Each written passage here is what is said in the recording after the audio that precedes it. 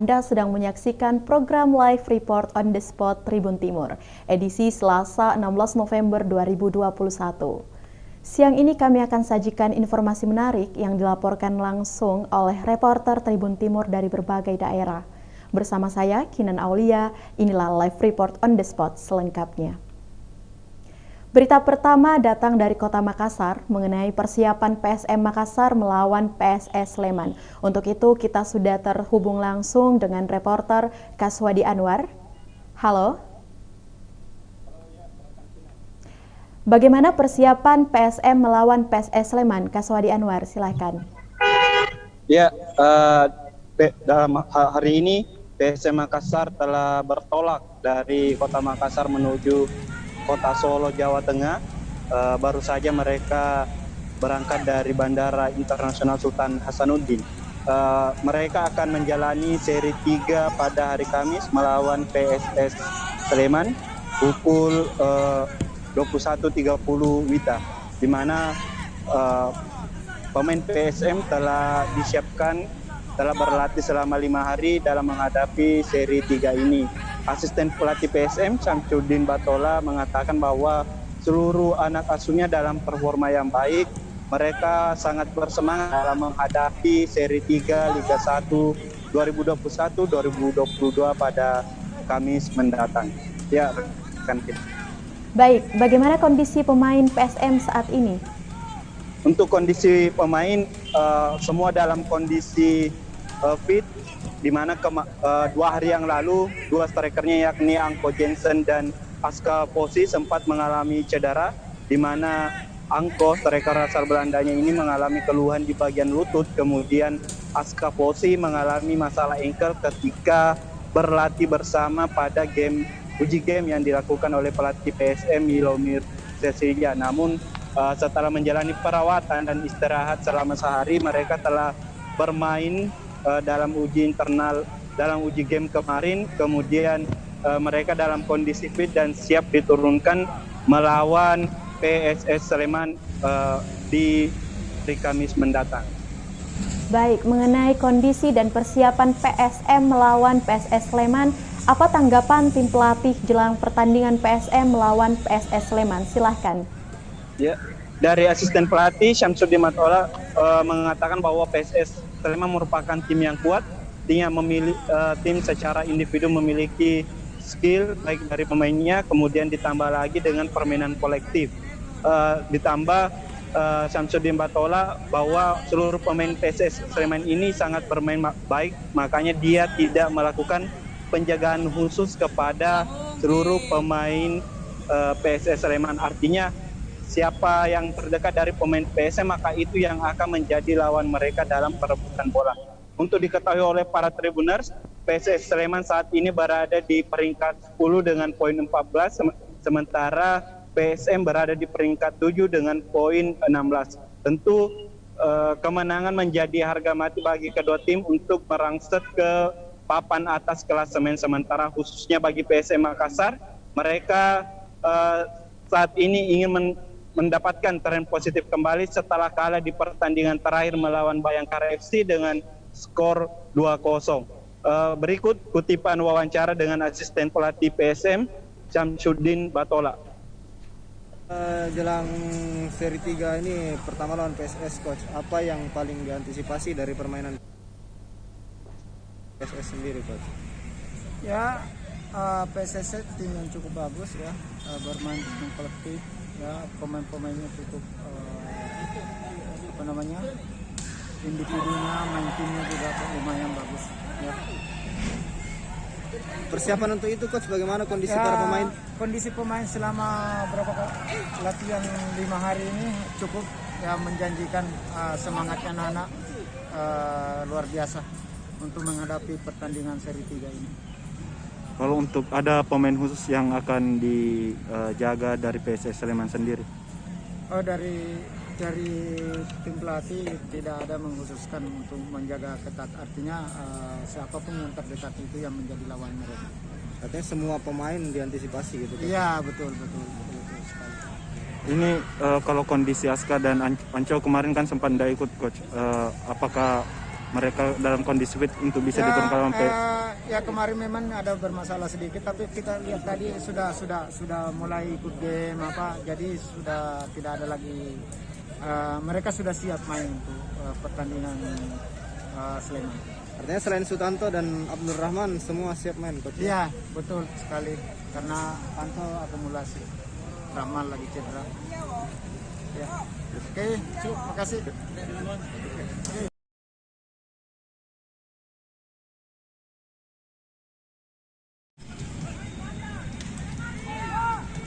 Di mana dia menegaskan bahwa PSM saat ini siap menjalani seri 3 Liga 1, utamanya dalam melawan PSS Sleman dalam waktu dekat ini.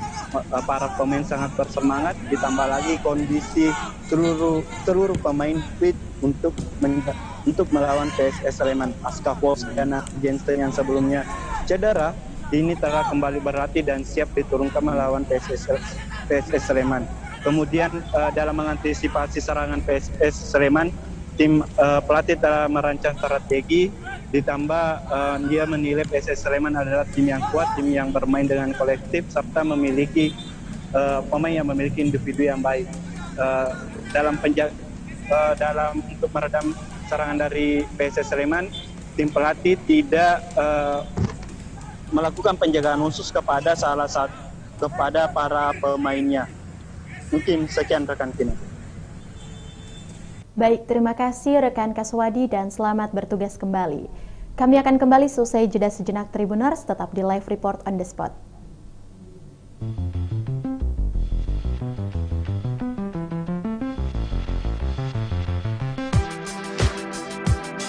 Jalan-jalan ke pantai atau menaiki puncak gunung, melihat dataran indah dan membayangkan lukisan alam Tuhan yang menakjubkan akan tersaji dalam sebuah liputan menarik juga eksklusif. Ikuti perjalanan saya menuju destinasi paling epik di Sulawesi Selatan, hanya di Wisata Virtual Tribuners.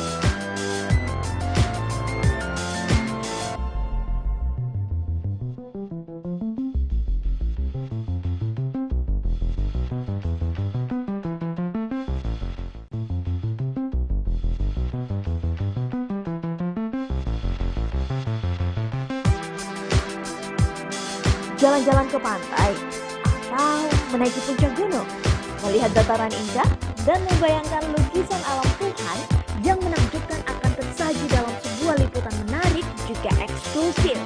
Ikuti perjalanan saya menuju destinasi paling epik di Sulawesi Selatan, hanya di Wisata Virtual Tribuners.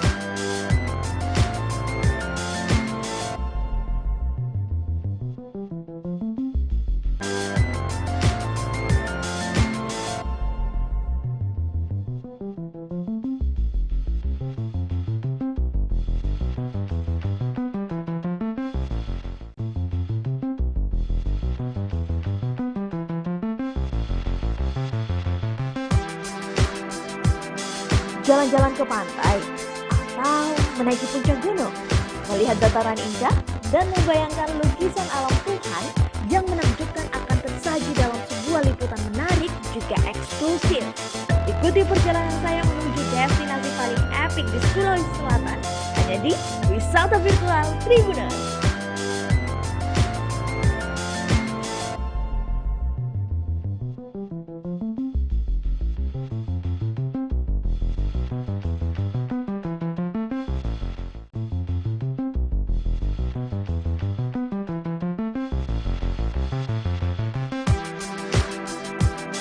Jalan-jalan ke pantai atau menaiki puncak gunung, melihat dataran indah dan membayangkan lukisan alam Tuhan yang menakjubkan akan tersaji dalam sebuah liputan menarik juga eksklusif.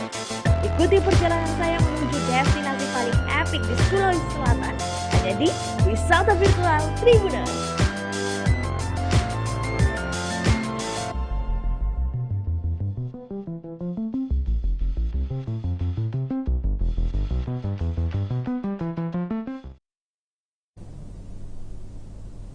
Terima kasih Tribuners, Anda masih setia menyaksikan live report on the spot bersama Tribun Timur.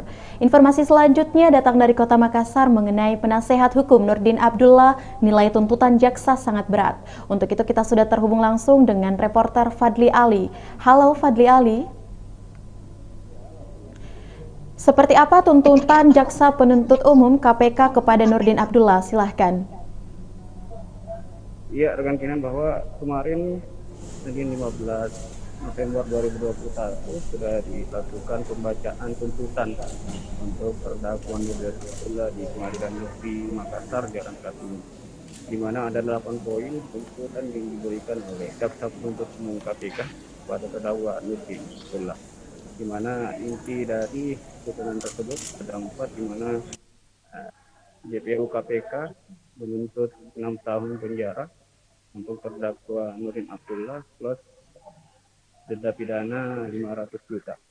Bila denda tersebut tidak dibayar, pidana penjara bertambah 6 bulan.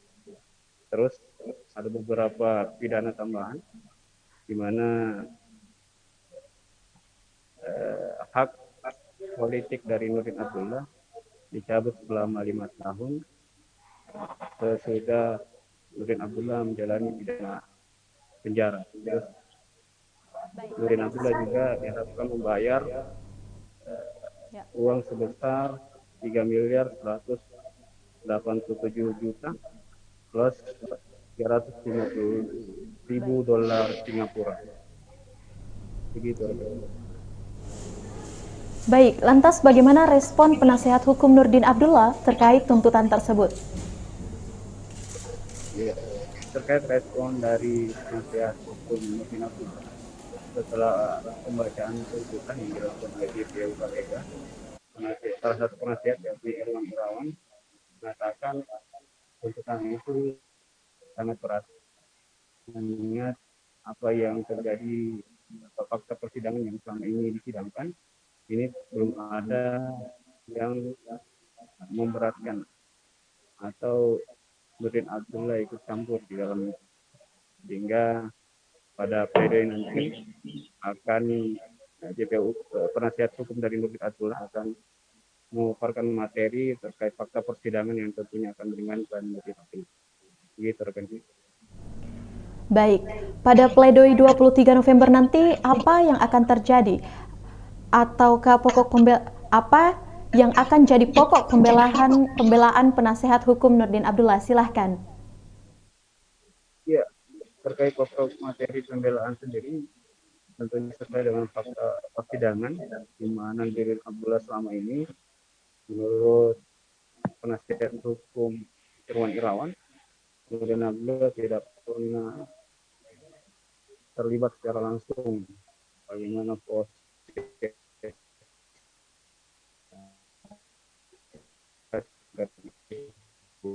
ia menceritakan bahwa terkait operasi tangkap tangan yang menangkap Agung Sucipto dan Edi Rahmat pada akhir Februari lalu, ini tidak pengetahuan dari Nurdin Abdullah. Pun dengan jumlah uang yang disita oleh KPK senilai 2,5 M tidak diketahui oleh Nurdin Abdullah, sehingga pada pledoi nanti atau pembacaan nota pembelaan dari penasihat hukum Nurdin Abdullah, tim dari penasihat akan melakukan segala kemampuan mereka agar tuntutan tersebut setidaknya bisa meringankan. Demikian rekan Ina. Baik, Fadli. Ada wawancara kami terkait dengan hasil tuntutan tersebut bersama penasihat hukum Nurdin Abdullah, Irwan Irawan. Berikut kita. Memang sudah terjadwal semua, dalam artian memang ada porsi jaksa untuk melakukan penuntutan, kemudian kami juga diberi ruang untuk memberikan pembelaan sesuai dengan fakta-fakta yang kita lihat dalam selama persidangan. Ya, itu hal yang menurut dari kacamata kami memang terlalu berat dari fakta persidangan yang ada. Pun kami juga berkeyakinan bahwa bukti-bukti yang ada di persidangan selama persidangan ini itu tidak kuat untuk menempatkan Pak Nurdin sebagai terdakwa dalam proses atau pidana nantinya. Ya tentunya dari fakta-fakta persidangan dong kita akan sampaikan semua. Termasuk soal fatwa itu juga nih. Ya Pak, OTT kan sudah digambarkan tadi, dan kita juga melihat bahwa dari kacamata pengacara nih bahwa itu kan tidak sebagaimana jaksa, tidak sebagaimana yang digambarkan oleh jaksa tadi. Karena dari dua saksi yang ada yang ditangkap itu kan menyampaikan bahwa dari kesepakatan nilai jumlah dan pemufakatan kan dia aja terlibat berdua itu. Jadi dengan Anggun kan Pak Nurdin tidak tahu menahu kan, dan itu dibantahkan dengan tegas oleh Pak Nurdin bahwa dia tidak tahu menahu urusan itu. Urusan yang lain kan.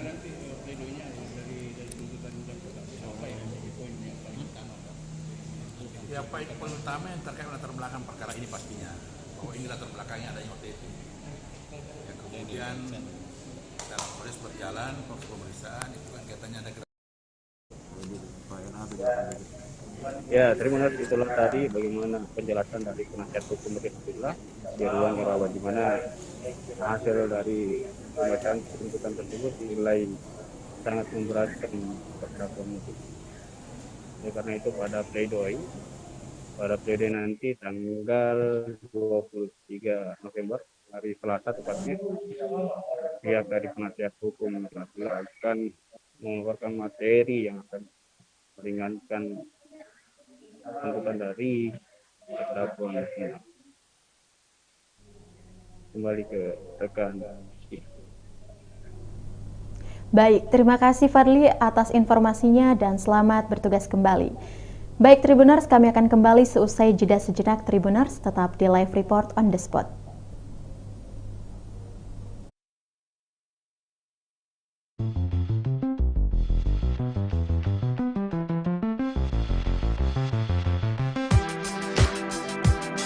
Jalan-jalan ke pantai atau menaiki puncak gunung, melihat dataran indah dan membayangkan lukisan alam Tuhan yang menakjubkan akan tersaji dalam sebuah liputan menarik juga eksklusif. Ikuti perjalanan saya menuju destinasi paling epik di Sulawesi Selatan hanya di Wisata Virtual Tribuners.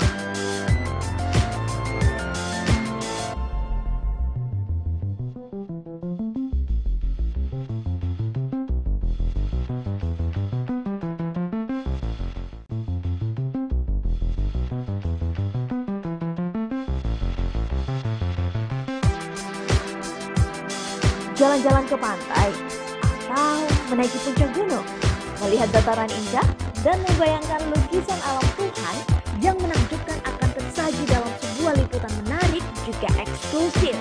Ikuti perjalanan saya menuju destinasi paling epik di Sulawesi Selatan hanya di Wisata Virtual Tribuners.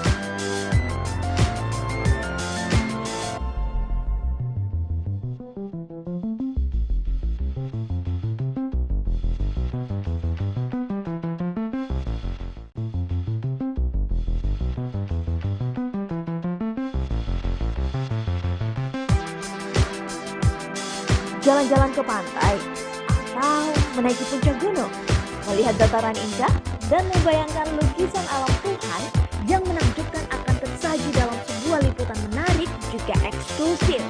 Ikuti perjalanan saya menuju destinasi paling epik di Sulawesi Selatan hanya di Wisata Virtual Tribuners.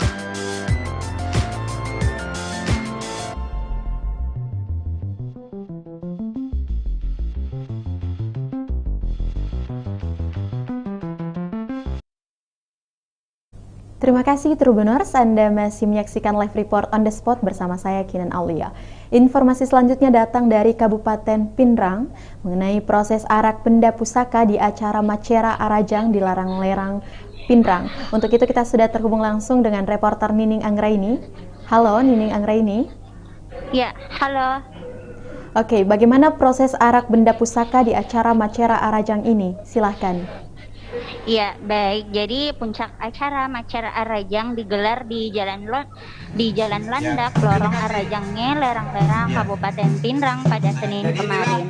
Nah, untuk diketahui acara Macara Arajang ini digelar oleh adat Tuang Sawito sebagai bentuk rasa syukur kepada Allah Subhanahu wa Ta'ala karena dilakukan seusai melakukan panen raya.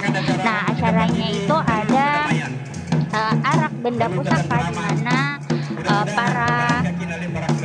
para yang ikut atau yang ikut dalam acara ini akan mengarak benda pusaka ini mengelilingi tempat acara, kemudian akan naik ke salah satu rumah di mana akan dimulai dengan proses penyucian benda pusakanya sendiri. Nah, adapun proses penyucian benda pusaka ini berarti artinya macera ya, di mana ada beberapa sesajen yang diberikan, yakni ada soko piturupa atau soko dengan 7 warna dan sesajen-sesajen lainnya. Ini juga sebagai bentuk kesyukuran terhadap pemimpin tertinggi di daerah ya yang menjalankan amanah dari rakyatnya. Untuk diketahui sendiri, tradisi upacara Macara Arajang ini sampai sekarang ini masih tetap dipertahankan oleh masyarakat Pinrang dan dilakukan sekali setahun. Seperti itu rekan Kina. Dalam rangka apa acara Macara Arajang ini biasanya digelar? Silahkan. Ya, baik. Jadi seperti yang saya bilang tadi, acara Macara Arajang ini dilakukan sebagai bentuk rasa syukur kepada Tuhan Yang Maha Esa karena telah masyarakat setempat telah berhasil melakukan panen di lokasi tersebut sehingga acara ini mulai digelar. Nah, untuk acara Macara Arajang sendiri ini para pemangku adat atau masyarakat memotong kerbau ini sebagai tanda diawalinya Macara Arajang ini di mana usai memotong kerbau ini, kerbaunya akan dimasak kemudian disajikan kepada para masyarakat atau kepada masyarakat sekitar. Seperti itu, Kina. Apa saja rangkaian acara Macara Arajang, rekan Nining? Ya, baik. Jadi Macara Arajang ini diadakan atau dirangkaikan dengan ada matojang, di mana arti kata matojang itu berarti berayun-ayun, terus kemudian ada mapadendang dihadiri oleh berbagai komunitas mapadendang di seluruh kecamatan yang ada di Pinrang. Kemudian terakhir itu acara intinya yakni pembersihan benda pusaka di rumah salah satu rumah di lorong Arajang ini. Seperti itu, Kina. Untuk lebih jelasnya lagi berikut hasil wawancara kami bersama pemangku adat Andi Pabisaingi. Terkait agenda hari ini, Wang bisa dijelaskan sedikit apa-apa saja agenda mulai dari pagi sampai sore hari ini? Ya, terima kasih. Jadi memang kita rangkaian acara Macara Arajang ini sebenarnya cukup panjang karena semua alat-alat yang mau dipakai itu disemayamkan dulu, didiamkan dulu untuk mendapatkan keikhlasan benda-benda yang mau dipakai termasuk kerbau itu didiamkan dulu. Dan semua dilakukan sesuai dengan ajaran agama Islam. Kita tidak pernah melenceng dari ajaran agama Islam. Termasuk pemeliharaan benda-benda pusaka seperti ada sekarang ini hadir melintas dari pemerhati benda pusaka. Jadi di sini memang diperingati ada sumpah dan janji antara pemerintah dengan masyarakat. Dalam hal ini Pak Banua, ini yang harus dipegang erat. Jangan kita selalu saling menyalahkan. Pemerintah salah, masyarakat salah. Disinilah perlu kita kembali mengenang kasih sumpungan melalui sumpah. Bahkan sumpahnya orang dahulu itu sangat-sangat keras. Mapupulu masyarakat, marapa bincang, mapupu pangata bakawang. Artinya ini tidak ada kebaikan yang bisa kita dapatkan ketika kita melanggar janji antara pemerintah dan Banua dalam hal ini masyarakat. Nah, inilah sebagai rentetan dan sekaligus merupakan ungkapan rasa syukur karena pertanian cukup sukses. Tentunya tidak lepas dari perhatian Bapak Bupati selaku pemerintah. Jadi unsur pemerintah ini sebenarnya sudah menjalankan kewajibannya. Begitu pula dengan masyarakat kini mewujudkan. Pemerintah memberikan bantuan dalam rangka pelestarian nilai budaya, masyarakat kita sudah menjalankan dengan baik. Inilah seperti apa yang kita lakukan pada tempat ini. Ada acara Mapanendang, ada acara Matojang, kemudian ada acara Matompang, benda-benda pusaka. Semua jenis benda pusaka, apakah itu tombak, apakah itu keris, dan lain-lain sebagainya, itu merupakan belobasi. Belobasi inilah sebenarnya yang bersatu untuk menantang dan melawan musuh ketika ada yang mencoba mengutak-atik bangsa ini, khususnya di tanah ada Tuan Sawito. Inilah yang perlu senantiasa kita pelihara, kerukunan dalam menjalankan atau melestarikan nilai-nilai budaya antara pemerintah, tokoh masyarakat, dan tentunya tokoh agama. Karena ini tidak boleh lepas dari nilai-nilai agama, nilai-nilai moralitas. Jadi perlu saya tambahkan ya, Tribuners, macera adalah sebuah kata yang berasal dari kata dasar cera, yakni artinya itu darah. Kemudian ada kata macera berarti diartikan memberikan atau mempersembahkan, kemudian digabung dengan Arrajang, di mana kata Arrajang ini berasal dari bahasa Bugis, yaitu pusaka kerajaan. Jadi kalau digabung yakni macera Arrajang berarti membersihkan benda-benda pusaka. Nah, seperti yang dibilang pemangku adat Andi Pabisengi tadi, acara macera Arrajang ini dilakukan selama setahun sekali. Untuk tahun kemarin itu tidak dilakukan dikarenakan pandemi. Nah, untuk diketahui sendiri, acara macera Arrajang ini menyesuaikan dengan pemerintah Kabupaten Pinrang, di mana jika aturan pemerintah Kabupaten Pinrang tidak boleh menggelar kegiatan, maka acara macera Arrajang ini juga tidak boleh dilaksanakan sesuai dengan perintah pemerintah Kabupaten Pinrang. Nah, untuk kata Andi Pabesangi tadi, acara macera Arrajang ini sangat disukseskan dengan bantuan dari pemerintah Kabupaten Pinrang, di mana dalam rangka ini panen raya di Kabupaten Pinrang bisa sukses dengan bantuan pemerintah dan doa dari masyarakat sekitar. Seperti itu. Baik Nining, terima kasih dan selamat bertugas kembali. Kami akan kembali seusai jeda sejenak. Tribuners, tetap di Live Report on the Spot bersama Tribun Timur.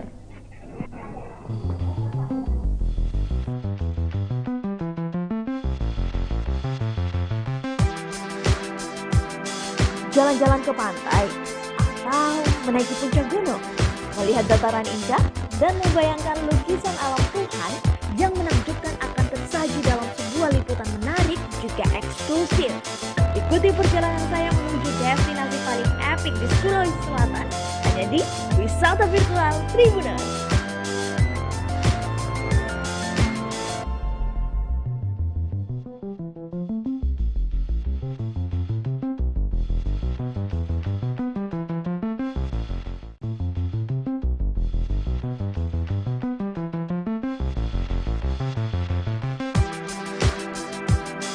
Jalan-jalan ke pantai atau menaiki puncak gunung, melihat dataran indah dan membayangkan lukisan alam Tuhan yang menakjubkan akan tersaji dalam sebuah liputan menarik juga eksklusif. Ikuti perjalanan saya menuju destinasi paling epik di Sulawesi Selatan, hanya di Wisata Virtual Tribuners.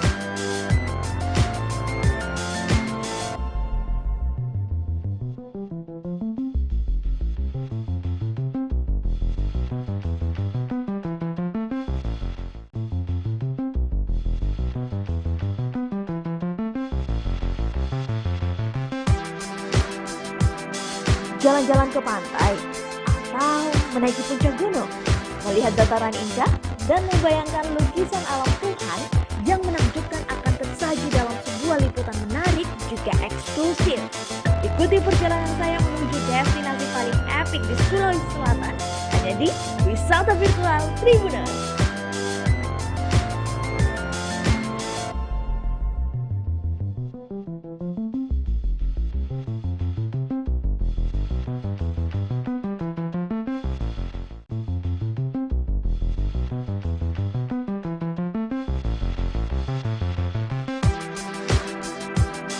Jalan-jalan ke pantai, atau menaiki puncak gunung, melihat dataran indah, dan membayangkan lukisan alam Tuhan yang menakjubkan akan tersaji dalam sebuah liputan menarik juga eksklusif.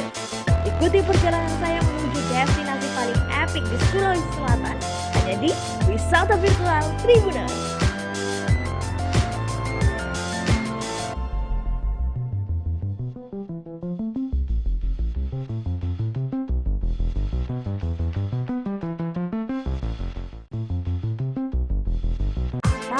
Menaiki puncak gunung, melihat dataran indah, dan membayangkan lukisan alam Tuhan yang menakjubkan akan tersaji dalam sebuah liputan menarik juga eksklusif.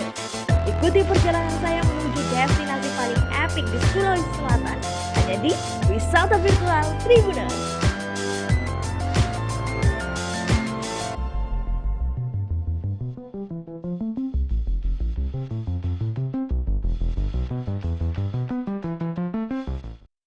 Terima kasih Tribuners, Anda masih menyaksikan live report on the spot bersama Tribun Timur. Informasi selanjutnya berasal dari Kabupaten Goa, yaitu peresmian kantor unit layanan paspor ULP di Kabupaten Goa.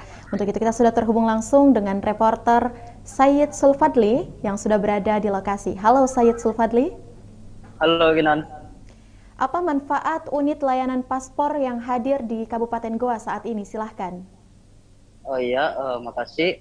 Untuk manfaatnya sendiri bagi masyarakat tentu saja memudahkan bagi masyarakat yang berada di Kabupaten Goa, khususnya di dataran tinggi, itu bisa mengurus paspor di Kota Sungguh Minasa, Kabupaten Goa.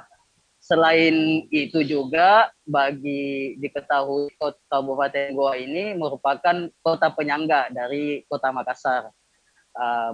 Yang sebelumnya kantor layanan paspor ini ada di Kota Makassar yang berpindah sekarang di Kabupaten Goa, itu juga jarak tempuh antara kantor di Sungguh Minasa ini yang berada di Jalan Tumanurung, Sungguh Minasa, Kecamatan Sombopu, Kabupaten Goa ini berjarak sekitar 3 atau 2 kilometer dari Kota Makassar.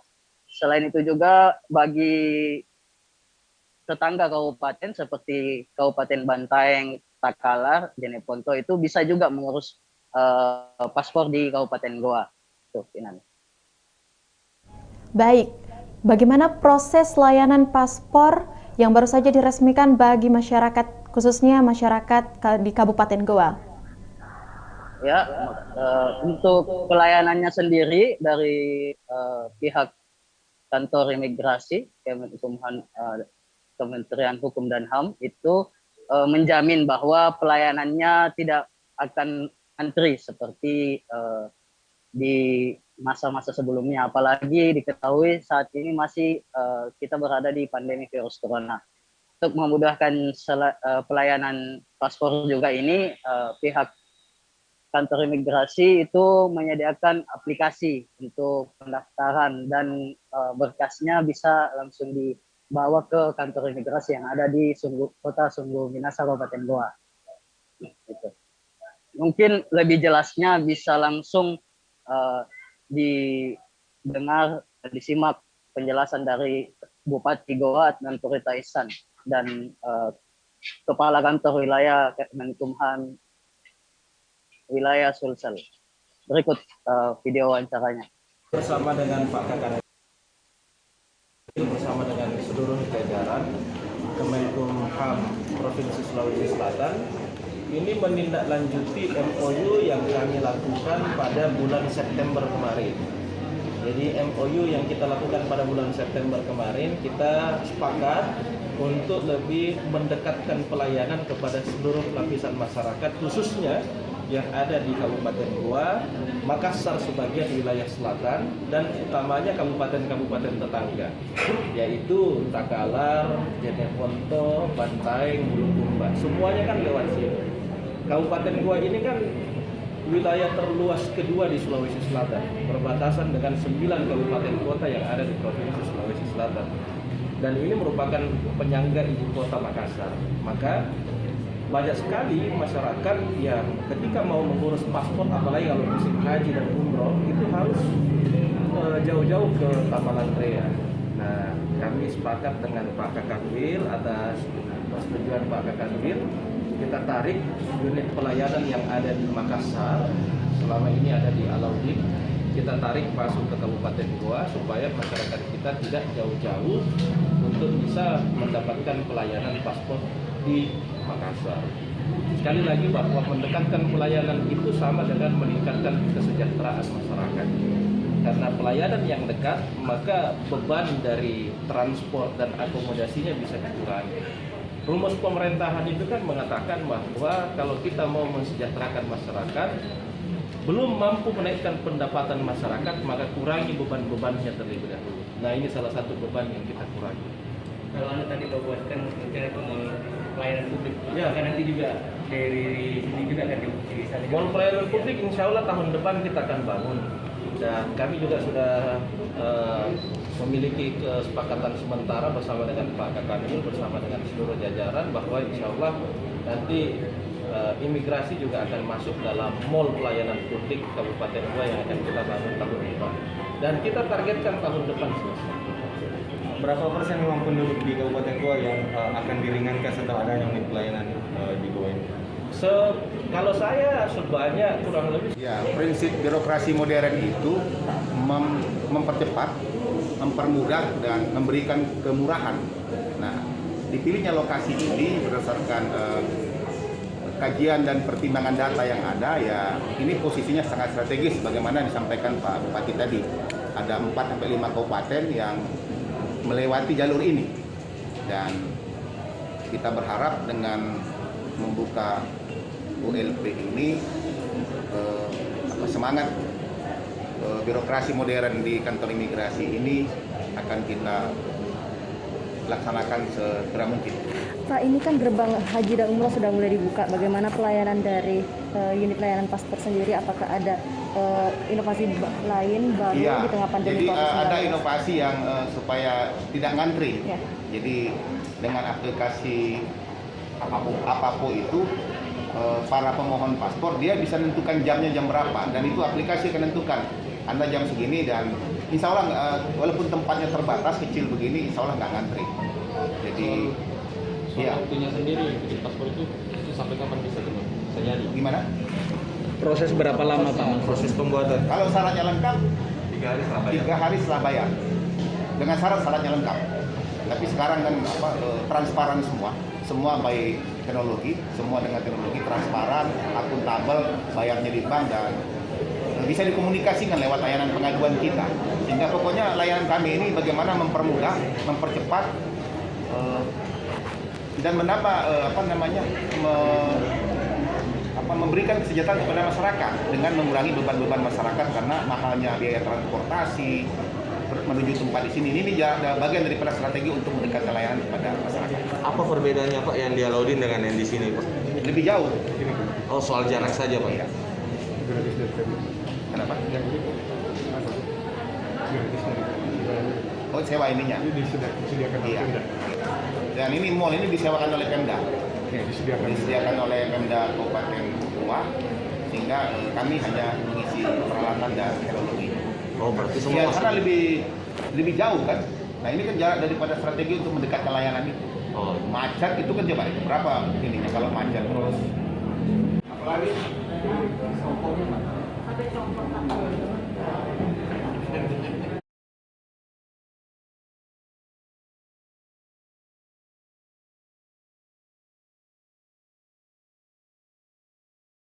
hadirnya pelayanan paspor ini sangat bermanfaat bagi masyarakat, khususnya di Kabupaten Goa sendiri. Apalagi dari pengakuan Bupati Goa bahwasanya hadirnya pelayanan paspor di Goa ini merupakan salah satu bentuk upaya untuk mensejahterakan masyarakat, salah satunya dalam pelayanan itu sendiri. Selain itu, peresmian kantor ini pula juga merupakan serangkaian untuk menyambut hari jadi Kabupaten Goa yang ke-701. Mungkin itu saya kembalikan ke studio. Baik, terima kasih Sayyid Sulfadli atas laporannya dan selamat bertugas kembali. Informasi tersebut juga menutup perjumpaan kita dalam live report on the spot Tribun Timur hari ini. Dan saya juga mengingatkan kepada Tribuners untuk tetap menjaga kesehatan di tengah wabah pandemi COVID-19. Dan terus saksikan live report on the spot bersama Tribun Timur setiap harinya pukul 14.00 di kanal YouTube Tribun Timur. Saya Kinan Aulia mewakili kru yang bekerja pamit. Terima kasih dan sampai jumpa.